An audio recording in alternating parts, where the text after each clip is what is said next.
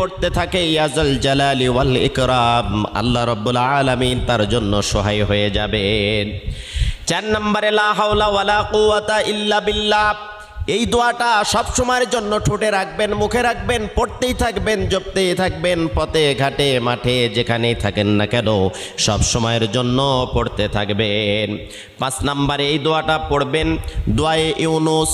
যত কঠিন বিপদ হোক না কেন, ইউনুস আলাইহিসসালাতু ওয়াসসালাম থেকে শুরু করে ইব্রাহিম আলাইহিসসালাতু ওয়াসসালাম থেকে শুরু করে যত সাহাবায়ে কেরাম থেকে শুরু করে নবীরা যত বিপদে পড়েছেন, এই দোয়াটার আমল যদি আপনি করতে পারেন আপনিও বিপদ থেকে হেফাজত পেয়ে যাবেন।